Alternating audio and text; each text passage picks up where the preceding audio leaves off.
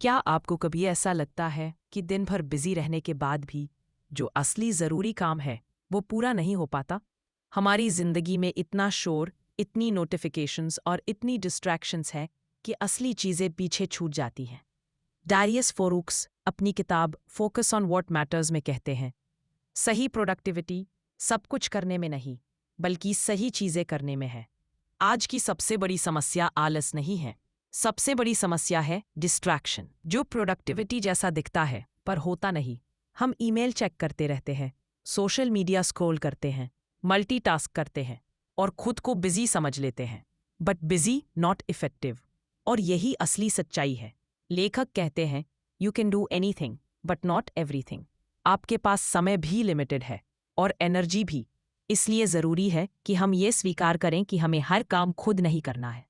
ज़्यादातर लोग समय की कमी से नहीं, स्पष्टता क्लैरिटी की कमी से परेशान होते हैं। जब गोल साफ नहीं होते, एक्शंस भी साफ नहीं होते।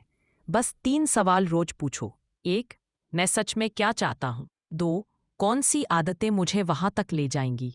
3, क्या चीज़ें मेरा समय सिर्फ बर्बाद करती हैं? हर दिन एक काम चुनो, वो एक काम जो पूरा हो जाए तो आपका दिन सफल हो जाता है। इसे MIT कहते हैं, मोस्ट इम्पोर्टेंट टास्क। एक दिन में एक मीनिंगफुल काम लंबे समय में बहुत बड़ा बदलाव लाता है। कुछ नया जोड़ने से पहले गैर ज़रूरी चीज़ें हटाओ। बहुत सी चीज़ें बस शोर है। पॉइंटलेस मीटिंग्स, नेगेटिव लोग, एंडलेस स्क्रोलिंग, परफेक्शनिज्म, दूसरों को खुश करने की कोशिश। किताब कहती है, कम चीज़ें इक्वल्स ज़्यादा फोकस। मोटिवेशन हमेशा नहीं रहती, लेकिन सिस्टम हमेशा आपका साथ देता है। Time blocking, phone away rule, simple routines. ये छोटे छोटे सिस्टम आपको उन दिनों भी आगे बढ़ाते हैं जब मोटिवेशन ज़ीरो हो। मल्टीटास्किंग असल में फोकस को मार देता है। लेखक कहते हैं, एक काम करो, पूरा करो, फिर अगला शुरू करो। यही डीप वर्क की ताकत है।